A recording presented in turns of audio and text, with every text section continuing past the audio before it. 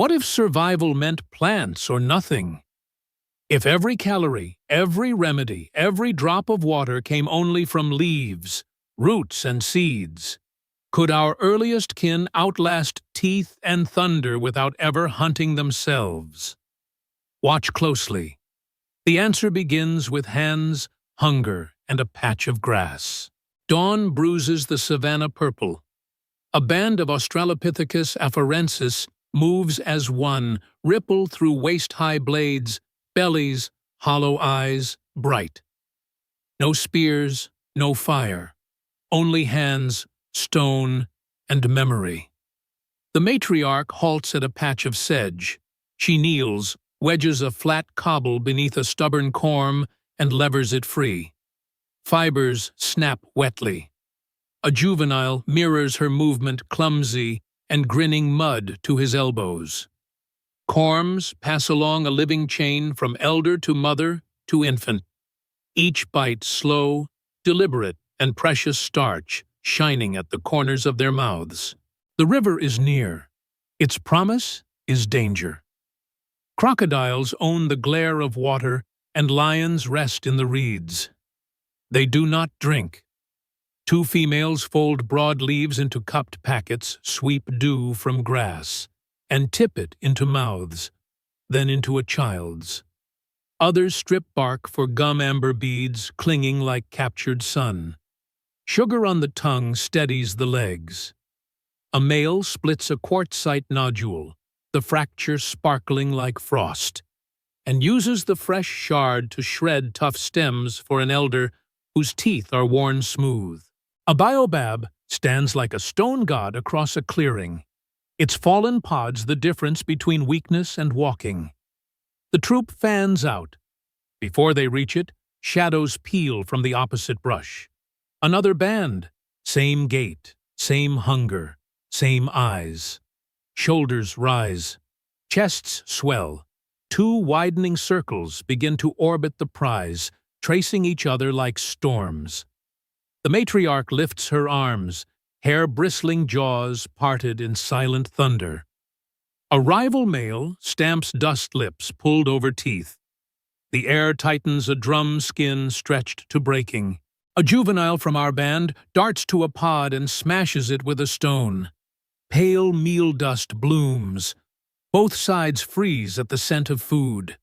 In that held breath, our elders surge, scooping powder into leaf bowls, tucking seeds into cheek pouches, retreating step by step without breaking the line. The rivals hiss, but do not commit. Hunger chooses caution.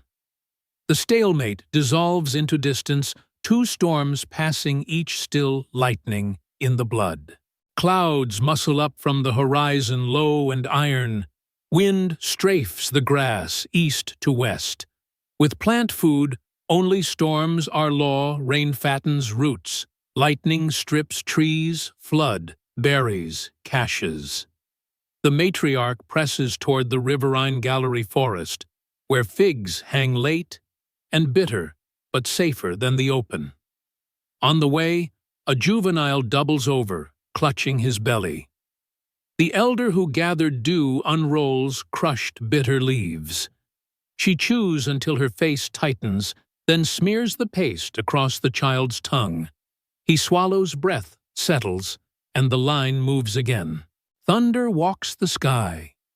The band threads into shade, weaving a screen of thorny acacia behind them as the first drops fall an herbal fortress for the dark to come. Leaves become cups for rain fronds, become thatch, and stones become pestles. Above the hiss of water, something else moves a low shape in the reeds, patient as drought, watching the plant-eaters make a stand. Lightning veins the sky, tearing night into fire. The predator moves with silence older than fear, a leopard muscles flexing under rain-slick hide eyes, burning like coals in the storm. It circles the thicket, probing for weakness for straggler. The Australopithecus band huddles within their herbal barricade, the scent of wet leaves heavy around them.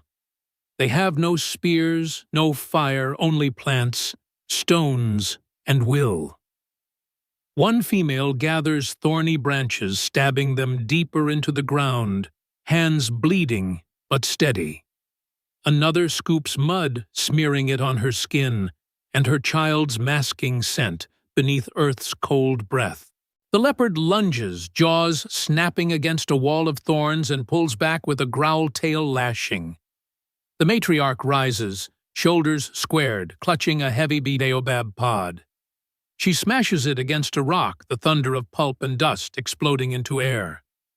The band erupts not with voices, but with action, leaves waving, stones crashing, pods bursting like drums.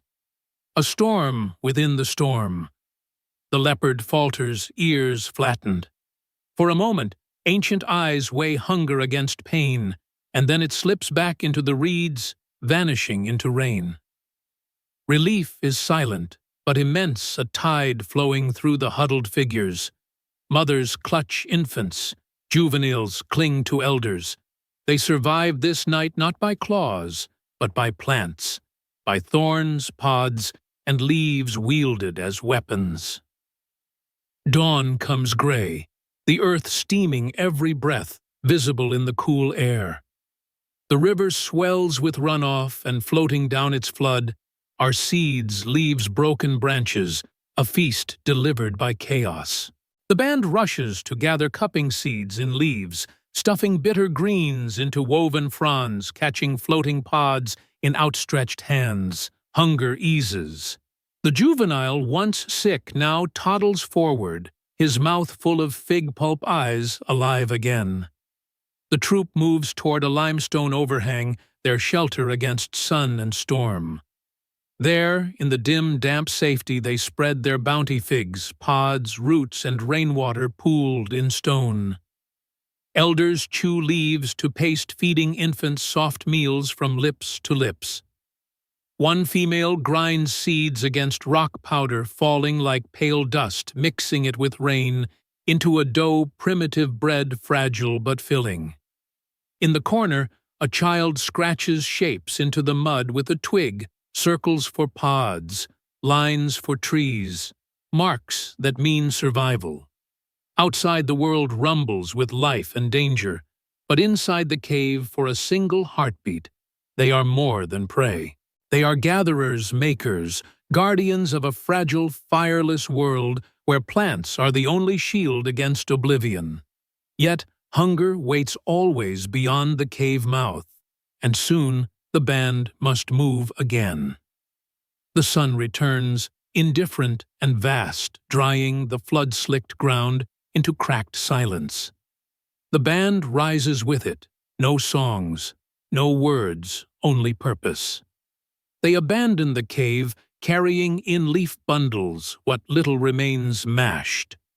Fig-cracked seeds. Herbal roots, a single stone tool dulled at the edge.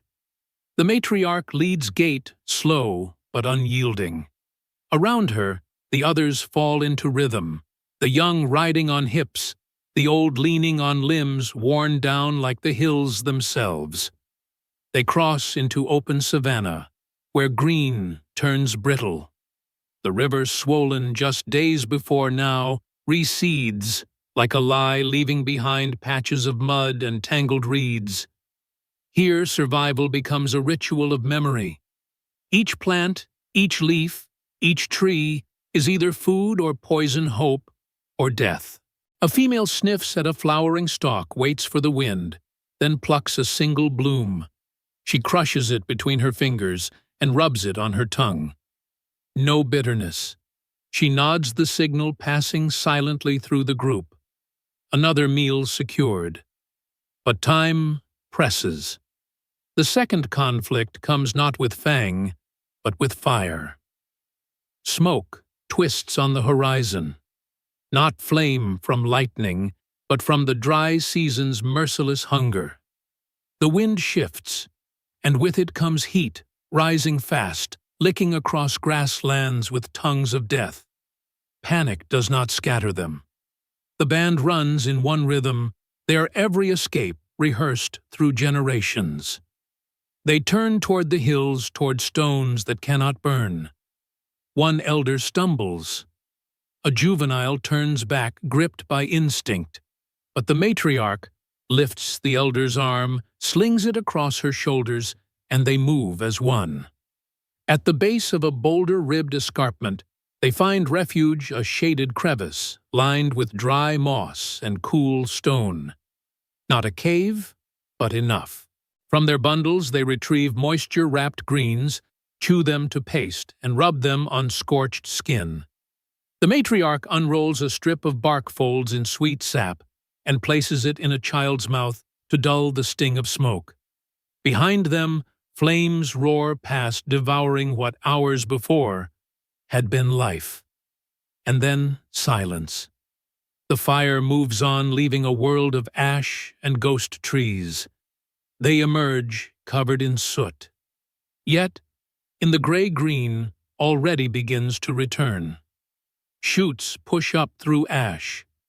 The first to sprout tubers, wild legumes, fire-following weeds. The matriarch kneels, digs gently with her fingers, and pulls a swollen root free. The others gather around. Together, they sit beneath the blackened sun and share a meal born of death.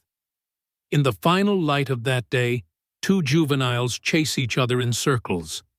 One clutches a palm frond, another tosses a pod high, watching it tumble like a leaf caught in time.